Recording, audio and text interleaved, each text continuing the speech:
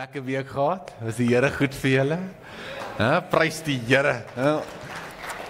Ek sê nou vir iemand, ek sê ek tel al die dae af. Ek weet nie vir wat ek aftel nie, maar ek tel dit nou al af, opgewonde. Amper Kersfees, ons eer die Here. Right, julle, ons is vandag in Rigters 6. So as jy jou Bybel by jou het, kan jy saam blaai Rigters 6 toe. As jy dit nie het, sal dit op die skerm wees. En ons gaan lees vanaf vers 7 tot vers 12 en dan sal ons van daar af gaan. Okay, en die woord van die Here lees. En toe die kinders van Israel die Here aanroep vanweer die Midianiete, het die Here profeet na die kinders van Israel gestuur. En die het vir hulle gesê, so spreek die Here, die God van Israel. Ek self het julle laat optrek uit Egipte en julle uit die slawehuis uitgelei.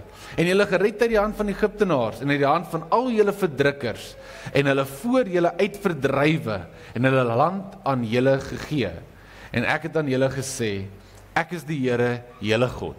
Julle mag die gorie van die Amoriete in wie se land julle woon, nie vrees nie, maar julle het nie na my stem geluister nie. Toe die engel van die Here gekom en gaan sit onder die terbentynboom wat by Ofra staan, wat aan Joas die Abistriet behoort het, terwyl sy seun Gideon juis skoring uitslaan in die parskyp, om dit te beveilig teen die Midianiete. En die engel van die Here het aan hom verskyn en vir hom gesê, die Here is met jou, dapper held. Die tema wat ons het vir vandag is, ons is besig met hierdie klein reeks van breek af en bou op, en as jy die tema ek hier wil slot vir vandag, is dit voor die deurbraak. Voor die deurbraak in jou lewe gaan kom. Jy weet, ons lees vandag hierdie storie van Israel, en ons stel dit op in 'n baie moeilike tyd. Kan jy my so bietjie sagter sit? Ek hoor myself verskriklik, né? Sorry, né? Ek praat en as dit soos kry ek julle jammer, en dit is hoe ek klink, nee, ek is jammer. Maar anyway, ons stel hierdie storie op vir Israel in 'n baie moeilike tyd. Okay, want julle moet nou onthou, Israel is nou al deur klomp goed. Okay, julle ken die storie, hulle was in Egipte as slawe, en dit vir jare was hulle daar, en die Here het hulle uit Egipte uitgelei, toe trek hulle in hierdie woestynarea in, en vir 40 jaar, het hulle in hierdie woestyn rondgeswerf. Vir 40 jaar loop hulle hier rond. En dan vat die Here hulle daar uit, en die Here bring hulle in die beloofde land in, wat hy al die jare terug aan hulle beloof het, gesê het, ek gaan hierdie land vir julle gee, hierdie land wat oorloop van melk en honing. Dis 'n belofte wat die Here vir hulle gegee het, en al hierdie jare later, kom hulle in die beloofde land in, en hulle beklei almal wat hulle moet beklei, en hulle is deur die Jordaan, en Josua het die volk gevat, en hulle is deur al hierdie goed. Jy weet, hulle het om die mure van Jericho gedans al, en geskree en die mure het geval. Ek love die Bybel, dis crazy. Nee, ek sê weer, hulle skree en mure val, dis crazy. Anyway, maar hulle doen al hierdie dinge, en dis wonderlike goed wat gebeur, maar dan tel ons hulle op in Rigters 6, waar Israel weer hulle self vind in 'n plek, waar hulle verdruk word. Ons vind hulle weer in 'n plek waar hulle amper as 'n slaaf is, in hulle eie land wat die Here vir hulle gegee het. Die Here het hierdie land vir hulle gegee, en hulle is in hierdie land wat God vir hulle gegee het, om in te woon, om in te doen wat hulle moet, is hulle slaaf van die Midianiete. En dit was so erg, dat elke keer as hulle goedjies by mekaar gekry, dan die Midianiete ingery, hulle het alles gevat, en het uitgegaan. En het met Israel met niks gelos nie. En dit het aangegaan, en toe ons hierdie storie optel hier in Rigters 6, gaan dit al aan vir 7 jaar. Vir 7 jaar sit hulle in 'n plek van verdrukking. In 7 jaar is hulle weer 'n slaaf in die land wat die Here vir hulle gegee het. En dis baie maklik om op hierdie oomblik te dink dat die Here het Israel verlaat. Dit is baie maklik om op hierdie oomblik te dink dat die Here se hand, of die Here het hulle gelos, toe hulle in die beloofde land inkom, maar dit is nie eintlik die waarheid nie. Want toe hulle in die beloofde land inkom, en hulle kom deur al hierdie goed, toe kom Josua na die volk toe, en Josua sê vir hulle, in Josua 24 vers 15, dit is 'n baie bekende skrif, jy almal ken dit, hy sê, julle moet vandag 'n besluit neem. As julle nie die Here wil dien nie, gaan kies vir jou 'n God wat jy wil dien. Dalk van jou vaders aan die ander kant van die Eufraat, of van die mense in wie se land jy woon, maar dan sê hy die bekende stelling, wat ons so hoor, en jy sien dit op almal se huisies, nê? Ek en my huis, ons sal die Here dien. Hy maak 'n keuse om te sê, ek en my huis sal die Here dien. En hy gee vir die volk van Israel die keuse. wie gaan julle dien? En hulle sê, maar hoe kan ons dan weggaan van die Here af? Ons gaan hom dien. Hy is ons God, ons gaan by hom bly. En dan op 'n einde van die dag, begin hulle elke dag bietjie keuses maak. En wat eintlik gebeur het in Rigters 6, is nie dat die Here hulle verlaat het nie, is maar dat hulle het God verlaat. Hulle het van die Here af weggedraai. Want dis het gebeur. En ek wil met julle eerlik wees vandag en wil sê dat ons word nie een oggend wakker en sê, ek besluit vandag, ek gaan van die Here af wegdraai nie. Dis nie hoe dit werk nie. Ek besluit vandag, ek gaan die Here verlaat. Dis nie hoe dit werk nie. Wat gebeur, is ons maak elke dag klein keuses. En ons laat elke dag dalk goedjies toe, wat ons gewoonlik nie sou toelaat nie, maar dit is nie meer so erg nie. Dit is so erg nie, ons kan dit maar doen hierdie een keer. Ons kan maar een keer dit doen, of een keer soontoe gaan, of een keer so, of wat ook al dit mag wees. En vir bietjie is ons besig om in ongehoorsaamheid te wandel. En wat veroorsaak dit? Dit veroorsaak afstand tussen ons en God. En afstand bedoel ek by hierdie, jy smag nie meer na die teenwoordigheid van God, soos wat jy gewoonlik gedoen het nie. En omdat jy nie meer na dit smag nie, laat jy goed toe wat jy nooit sou toelaat nie. Maar dit gebeur stelselmatig. Dit gebeur baie min dadelik. Dis klein keuses oor 'n tydperkie. Dan veroorsaak dit 'n afstand. Dit beteken ons bid minder. Ons lees minder Bybel. Ons dra minder, ons is nie meer so gefokus om vrug te dra nie. Ons gaan er net aan. En die spasie veroorsaak dat ons kan wegdraai en ons begin aan 'n ander rigting in beweeg. En die probleem is in hierdie spasie wat veroorsaak word deur besluite en deur dinge wat ons glo en wat ook al dit mag wees. In hierdie spasie kom die vyand in en hy begin vir jou fluister. En hy begin vir jou goed sê, soos die Here is nie lief vir jou nie. En hy begin vir jou goed sê, soos God het jou verlaat. Want dalk gaan dit swaar. Want ek weet nie van julle nie, maar as jy ooit iets anders te jaag as God, iets anders te jaag as die Here, dan los dit jou leeg. Amen? Nee? As jy iets anders te eers sit in jou lewe, los dit jou leeg. Daar's net een naam wat dit kan vul, en dit is die naam van Jesus Christus. En die oomblik wanneer jy dit begin uitplek uitkry, dan raak ons leeg. En dan begin ons hierdie gevoelings voel, en dan begin ons deur hierdie dinge gaan, en dan kom die vyand en hy sê vir jou, die Here het jou verlaat. Dan kom hy en sê vir jou, die Here is nie lief vir jou nie. En dis hoe Israel moes voel.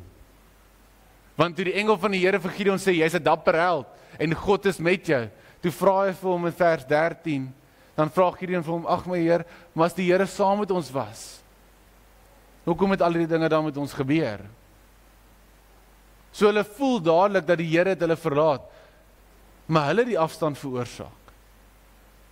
Hulle die afstand veroorsaak, want toe hulle in hierdie land inkom, toe begin hulle die kulture van die mense om hulle aanhang. Toe begin hulle gode aanbid. En hulle begin deur die kultuur rondom hulle beïnvloed word.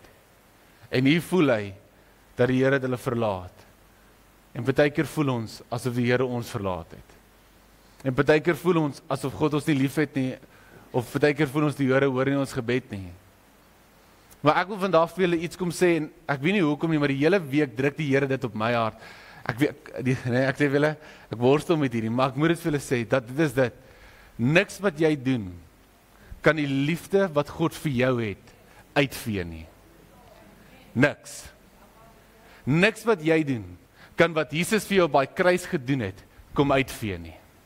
Want die bewyse van God se liefde is nie in jou omstandighede nie. Die bewyse van God se liefde is in Jesus Christus. Dit is waar ons uitvind dat die Here is lief vir ons. Die Bybel sê dit so mooi in Romeine 8, vers 38 tot 39, hy sê dit so mooi. Hy sê vir ons, want ek is verseker dat geen dood of lewe of engel of owerhede of magte of teenwoordige of toekomstige dinge of hoogte of diepte of enige ander skepsel ons sal kan skei van die liefde van God wat daar in Christus Jesus ons Here is nie. Niks kan ons skei van die liefde van God af nie. Niks nie. Maar ons besluite en ons keuses het 'n invloed op dit. En wat ek bedoel by dit is, jou besluite en jou keuses beïnvloed hoe die liefde van God in jou lewe begin werk. Want God kan lief wees vir jou en jy kan hom nooit kies nie en jy kan hel toe gaan. Want dis hoe dit werk. Jy moet die liefde aanvaar. Jy moet Jesus aanroep. En iets wat ek oor en oor geleer het in my lewe, is dat my werke beïnvloed nie die liefde van God nie, maar die liefde van God beïnvloed my werke. Want die liefde van God begin in my werk, en dit begin in my goed verander, maar ons moet dit aanvaar, my boetie en my sussie. Een pastoor het dit so mooi gesê, hy het gesê, die liefde van God is nie iets wat jy bereik nie, maar is iets wat jy ontvang. En dit was my so mooi, want ons sukkel met dit. Want ons kan in die leuen gevang word, wat sê, as ons dit doen, dan sal die Here my lief hê. Nee. Die Here is lief vir jou as gevolg van wat Jesus vir jou gaan doen het op daai kruis. En die Bybel sê dit vir ons in Efesiërs 2 vers 13, maar nou in Christus Jesus, het julle wat vroeër ver was, naby gekom deur die bloed van Christus. En ek love it. Ek love it om te weet, dat die liefde van God, die liefde wat die Here vir my het, is vas. Dit verander nie. En ek kan daai liefde aanvaar, my boetie en my sussie. Ja, ons moet werk aan die verhouding. Ja, ons moet tyd spandeer met die Here. Ja, ons moet al daai dinge doen. Maar sy liefde vir ons is bewys deur Jesus aan daai kruis. En baie keer sukkel ons met dit. Want baie keer dink ons moet eers 'n sekere plek bereik, of sekere dinge doen, of hierdie 10 stappe voltooi, voor die Here ons lief gaan hê. Dis nie die waarheid nie. Hy is lief vir jou, net soos jy is, maar hy los jou nie, soos hy jou vind nie. Hy verander ons.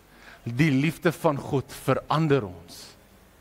Amper sing ek nou die liedjie, ek ons die liefde van, dit is wonderbaar, ek nou liedjie, amper sit ek so in die koortjie, maak myself verkeer, né? Selfbeheersing, is vrug van die Gees, my anyway,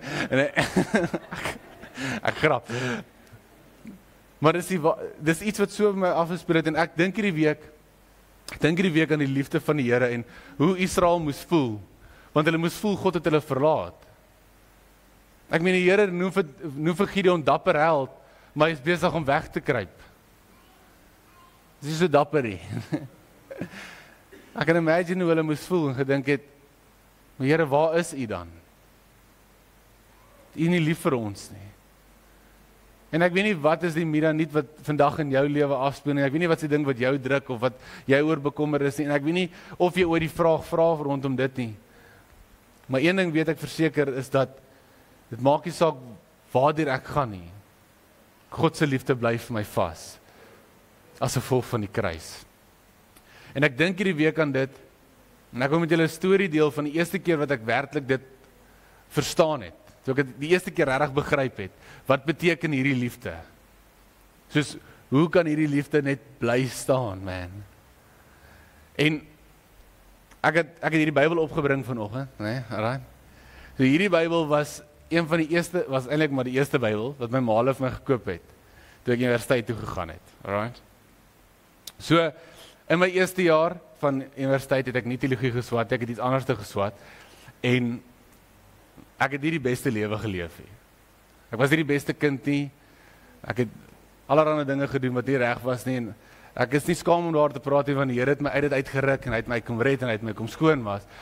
Maar dit was nie altyd die beste tyd nie. Ja, prys die Here vir dit. Maar in hierdie tydperk van my lewe, waar, weet jy, maar jy vat maar verskoning sê jy is 'n student, nee, en dan kan jy ons al die dinge doen, het ek sekere gewoontes aangeleer, wat op 'n einde van die dag maar skade gebring het. Want dis wat gebeur, nee. As jy begin gewoontes aanleer wat nie gebaseerd is op die woord nie, dan bring dit skade. En dit vernietig verhoudings, en dit vernietig allerhande goed in jou lewe. En in hierdie tydperk, en ek kan dit nou vertel, want ek en my pa, ons is nou sharp, maar in hierdie tydperk, het ek en my pa nie luister, ons nie mekaar goed verstaan nie, nee. Dit was nie great nie. Ons het baie beklei. Ons het vir baie lang gegaan, wat ons nie met mekaar praat nie, en al die dinge het gebeur, en ek het eendag huis toe gegaan, en ons het weer een van ons, classic fights gehad, en nie goed gegaan nie, en ek moes weer terug gaan universiteit toe, en ek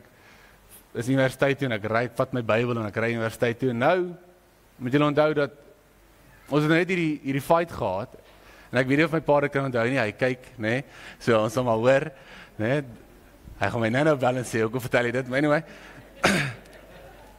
julle wil nie weet nie, my ma, elke keer as ek 'n storie vertel, dan bel sy my na die diens, en sê, hoekom vertel jy dit? Dan sê ek, maar dis wat ek het. Wat ek het, maak nie meer nie. Ek gee alles, anyway.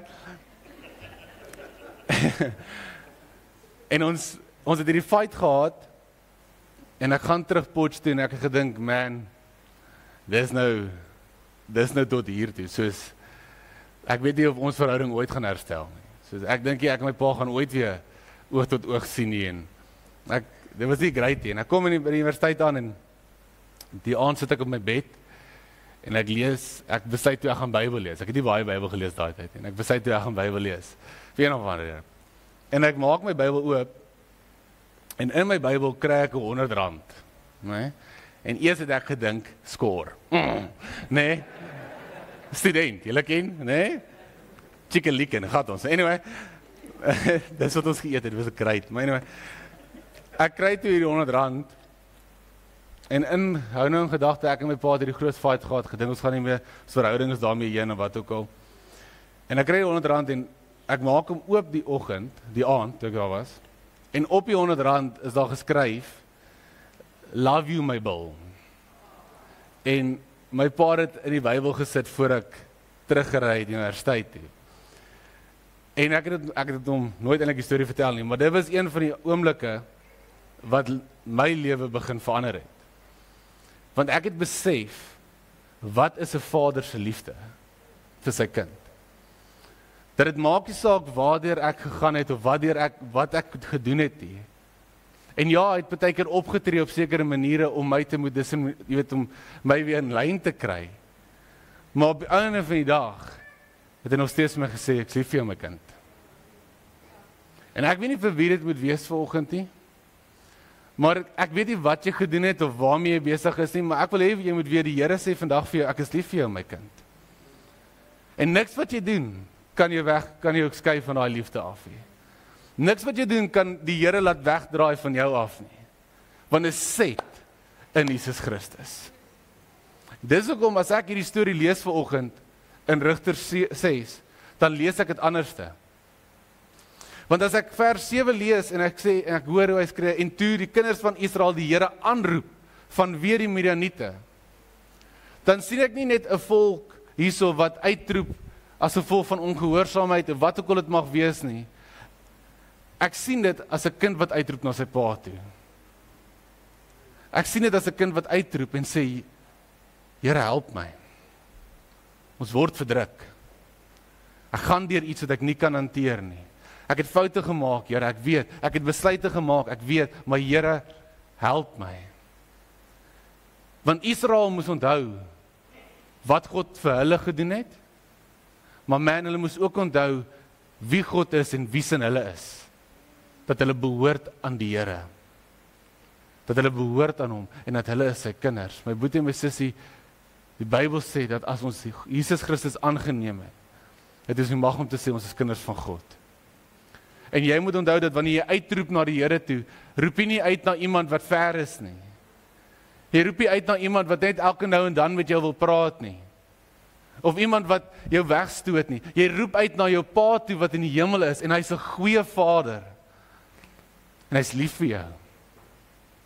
En toe Israel uitroep, sien ek dit as kinders wat uitroep. Maar sien, in hierdie oomblik roep hulle uit, want hulle was ongehoorsaam ook aan die Here. Vers 10 sê, hulle het nie gedoen wat die Here gesê het nie. Hulle het nie na sy stem geluister nie. En ek wil hê, jy moet dit vandag, ons moet dit verstaan, is hierdie, dat wanneer ons ongehoorsaam is aan God, wanneer ons nie doen wat reg is in die oë van die Here nie, dan begin daar skade aan ons identiteit in Christus plaasvind. Dit word afgebreek.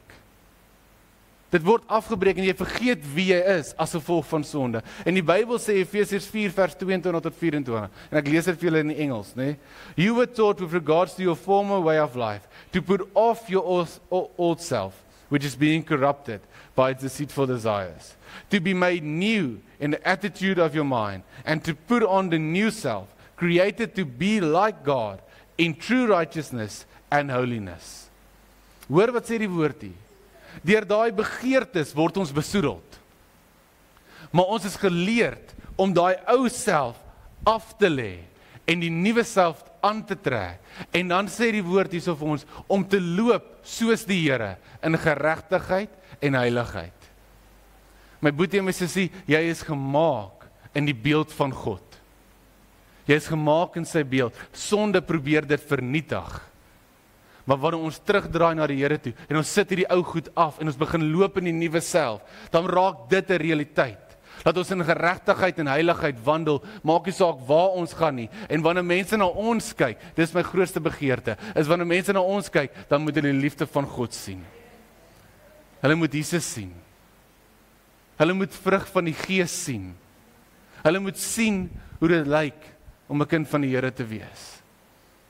Want die waarheid is, omdat ons gemaak is in die beeld van die Here, en omdat hy besig is om ons te refine en ons skoon te kry, en hy wil hê ons moet die ou self aftrek, wat corrupted is, wat besoedeld is, en hierdie nuwe self aantrek. Omdat dit gebeur in ons lewe, moet ek en jy weet, dat ons moet anders te lyk as die wêreld. Dis 'n gevaarlike plek, as die volk van God, as die kinders van die Here, dieselfde lyk as die wêreld. Die Bybel sê, Johannes 17 vers 16, dat hulle is nie van die wêreld nie, net soos ek nie van hierdie wêreld is nie. Ons is gebore uit die Here uit. Ons is nuut gemaak. Ons is dalk in die wêreld, maar ons kan nie soos die wêreld begin raak nie. Dit beteken, ons praat anderste. Ons hanteer mense anderste. Ons prioriteite lyk anderste.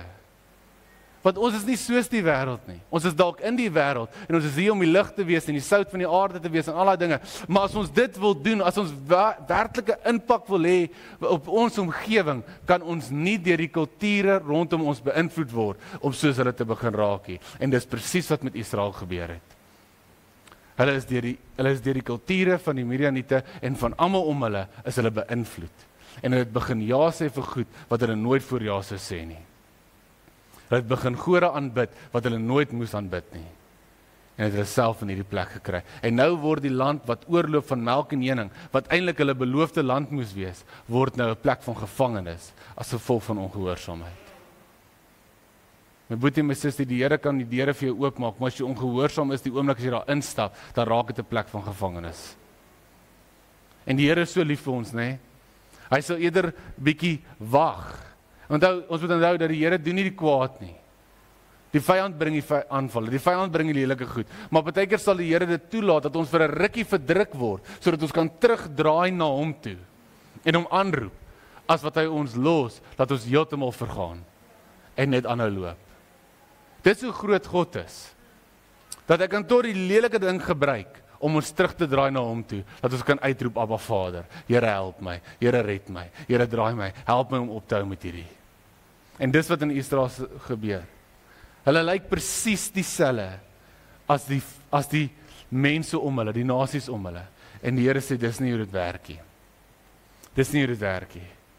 Ek het jou gemaak om anders te wees. Jy is my volk. Ek is jou God. Dit lyk anderste. Dit lyk anderste vir my en vir jou. En ons kan reël raak en sê, ons braai anderste as die wêreld. Maar dis die waarheid. Ons kyk sport anderste as die wêreld.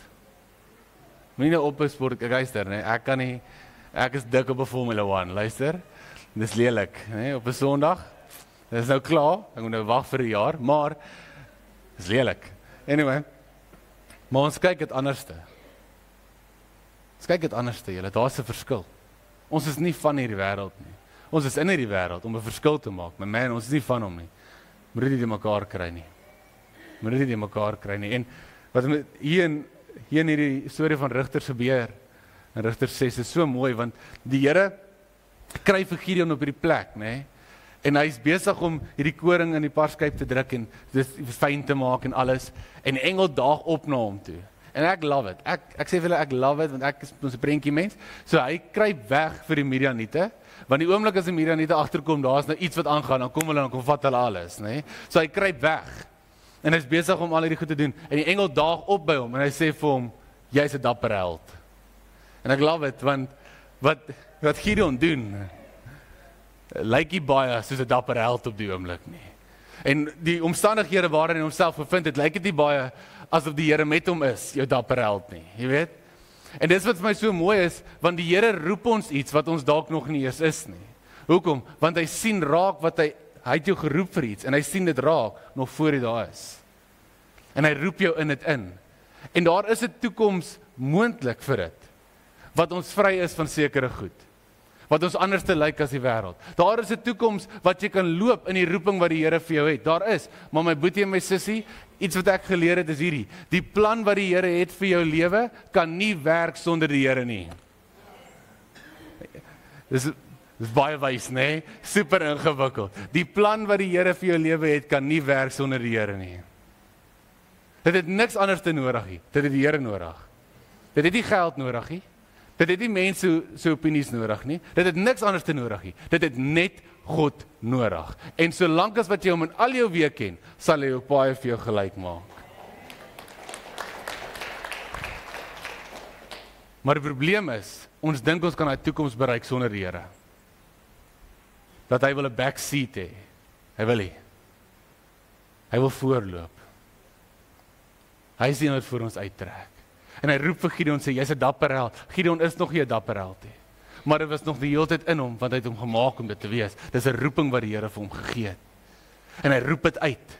Hy sê, kom is tyd. Dis tyd, daar's 'n toekoms vir jou. Ek gaan jou gebruik. Ons gaan die Midianiete uitdryf. Ons gaan Israel verlos. Julle gaan vry wees.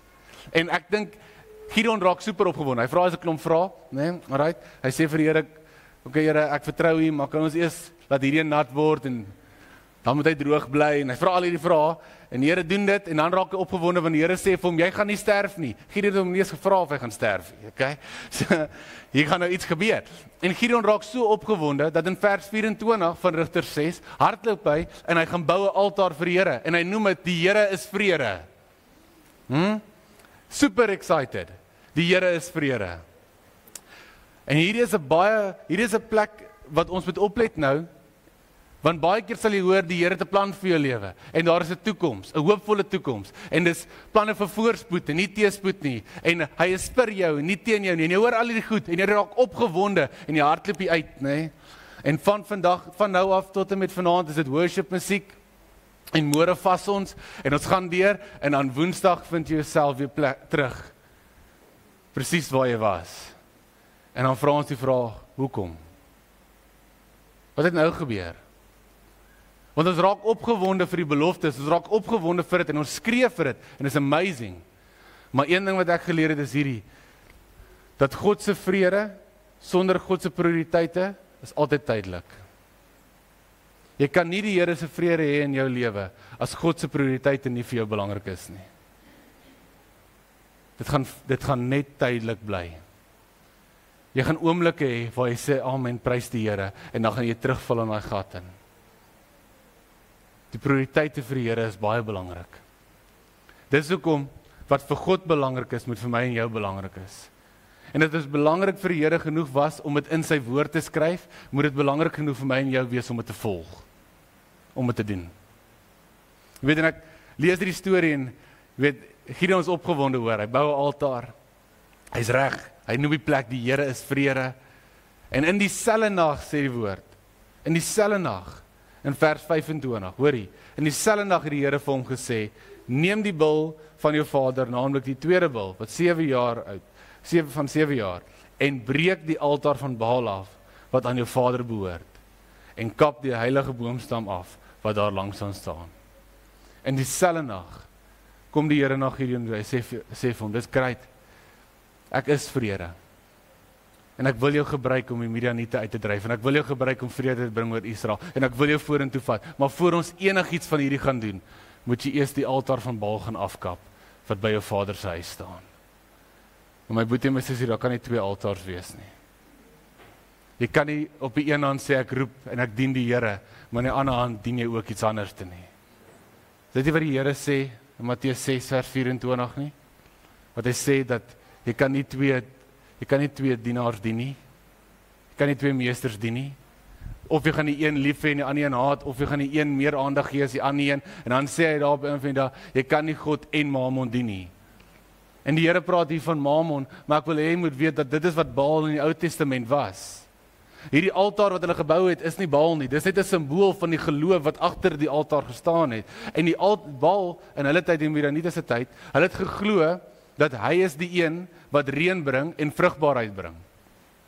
So hulle het geglo dat hulle moet bid na Baal om reën te ontvang. So wat is 'n Baal in jou lewe? Enige iets wat voorkom as God wat nie God is nie. Enigiets in jou lewe wat jou beheer, meer as wat die woord van God en die gees van die Here jou beheer. Dit is wat 'n Baal is. Dit is wat 'n afgod is. Dit is wat iets is wat jy bo die Here sit. En die Here sê hier vir Gideon, voordat ek jou kan gebruik om vorentoe te gaan, moet ons eers hierdie ding, wat nie in sy regte plek is nie, wat ek nie meer kan deel nie, moet jy afvat. En jy moet dit verwyder. En my boetie en my sussie, ek weet ons sit vandag hier en ons dink, ons het ons nie meer 'n Baal nie. Ons is ons nou al vorentoe en beter en ons het nou al ChatGPT, weet ons kan ons nie meer sukkel met sulke goed nie. Maar die waarheid is, baie keer beheer die nuus jou meer as wat die woord van God jou beheer. En baie keer beheer mense se opinies jou meer as wat die woord van God jou beheer. En baie keer beheer daar alleen jou meer as wat die woord van God jou beheer. En asseblief luister, hier is nie die geleentheid of die gedeelte wat jy nou sê, alright, die pastoor het gesê, breek Baal, en dan gaan jy huis toe, en dan gaan breek jy daai bord wat jy nie van hou nie. Dis nie waarvan hy, asseblief, moet nie uit konteks uittrek nie. Wat ons probeer oorkry is hierdie, is dat dit is 'n geloofssisteem, wat jou oortuig, dat jy het enigiets meer nodig as God, om deur hierdie te kom. Want dit is nie die waarheid nie. Al wat jy nodig het, is die hand van die Here. Al wat jy nodig het, is die hand van die Here. Dit is hy wat die jukke breek. Want hier kom hulle, en hy sê vir hom, ek sien dat jy vir my altaar bou, ek sien dat jy my wil loof en prys, ek sien dat jy wil hardloop vir my, maar voor ons die deurbraak kan kry, moet ons eers hierdie goed begin afbreek. Jy moet eers hierdie goed begin afbreek, en ek weet nie, my boetie, my sussie, wat is die ding wat jou beheer vandag nie? Ek weet nie wat is die vashou wat in jou lewe is nie, ek weet nie wat is die deure wat jy oopgemaak het nie, dalk is julle nie, dalk is dit vir my. Maar die waarheid is dit, dat ons kan nie vorentoe gaan, voor ons nie daai goed begin afbreek nie. Want as jy die Midianiete in jou lewe wil verslaan, moet jy eers die Baal in jou lewe van die troon afhaal, en jy moet God weer terugsit. Hy is die een wat ons dien. Hy is die enigste een wat daai posisie kan inneem, as eerste in ons lewe. Ons het niks anders te nodig nie. Niks anders te nie. Ons het net God nodig. Ons het net die naam van Jesus nodig. En ek lees hierdie storie, en ek wil afsluit met dit, in Rigter 26 dan sê die Here vir Gideon, bou vir my 'n altaar en gaan kry die tweede bul, een wat 7 jaar oud is, en kom met en bring dit vir my as 'n brandoffer deur die heilige boomstam wat jy ook afgekap het. En hy vat 'n bul, wat die simbool was van Baal, wat 7 jaar oud was, hulle was 7 jaar lank in verdrukking onder die Midianiete, en hy sê basically, hierdie ding wat jou verdruk het, vir al hierdie jare, kom lê dit voor my neer. Hierdie ding wat jou beheer het, vir al hierdie jare, kom lê dit by my neer. En ek sê nie vanoggend vir jou, jy moet 'n altaar gaan bou nie, die Here weet, dit is nie wat ons doen nie, Jesus het die prys betaal, maar om het voor die Here te kom neerlê, om te sê, Here, hier is die ding wat my verdruk, hier is die ding wat my vernietig, hier is die ding wat my beheer, al wil ek dit dalk nie admit vir almal nie, hier is die leuen wat my gedagtes gevangen is nou, hier is die leuen wat my lewe uitmekaar uittrek. En baie keer dink ons dat dit is iemand, maar dalk, as jy 'n beter houding sal kry, sal daai verhouding ook beter raak. Dalk is dit die altaar wat jy moet afbreek, dalk is dit die Baal wat jou vashou. En ek lees hierdie storie en dit eindig af, hoe gaan ons dit doen? Hoe gaan ons vrykom van hierdie goed? Hoe beweeg ons vorentoe? En die Here lei my na hierdie skrif toe, Jesaja 10 vers 27. En in die dag sal sy las aflê van sy skouers, en sy juk van jou nek, en die juk sal tot niet raak, vanweë die vettigheid. My boetie en my sussie, dis die salwing van die Heilige Gees, wat die jukke in jou lewe sal verbreek. Dis die salwing van die Heilige Gees, wat daai goed wat jou vashou, sal laat afgly, en dit sal breek en hy sal vir jou 'n nuwe las gee, 'n nuwe juk gee wat sag is en lig is en jy kan wandel in die wil van die Here. En ek weet nie vir wie dit mag wees nie, maar jy kan nie 2026 ingaan met dieselfde dinge wat jy vashou nou nie. Want God het 'n roeping vir jou lewe. Hy het 'n plan vir jou lewe, maar voor hy jou daarin kan trek, moet hy eers sekere goed uitkry, want hy gaan nie die krediet deel nie. Dit gaan die naam van Jesus wees wat jou daardeur getrek het. En ek weet nie vir wie dit moet wees vanoggend nie, maar is tyd dat daai tipe goed wat jou beheer meer as wat God jou beheer, breek. En wanneer ons dit afbreek, kan ons vorentoe gaan. Maar dit keer jou. Ek het dit besef al daai jare terug, die Here eendag vir my kom sê, ons het gekuier en alles, en die Here het eendag vir my kom sê, Tristan, wat as ek terugkom en jy's dronk? En het my heeltemal geslaan, want imagine dit gebeur, en ek weet ek gaan dit van topik af, maar ek voel ek wil dit met julle deel, want baie keer hou goed jou vas, en goed hou jou terug, en jy besef dit nie eers nie. Jy besef nie eers dat daai manier wat jy glo hou jou vas nie. En wanneer jy dit neerlê by die voete van die Here, hy breek die juk. Hy gly dit af. En ons raak vry. En ons kan vorentoe gaan. So in hierdie eerste deel van hierdie reeks wil ek vir julle sê, dis tyd om af te breek. Dis tyd om baie goed af te breek wat in die plek is waar die Here is. Die Here moet eerste wees. Hy is in beheer. Ons dien hom. Dis tyd om daai ander goedjies, daai leuns, daai gewoontes, tyd om dit af te breek. Bring dit na die Here toe. Hy sal die jukke verbreek. Amen. Amen. Julle is maar stil, man. Hæ? Net sê, ek gaan aanhou tot julle begin amen sê. Nee, ek gaan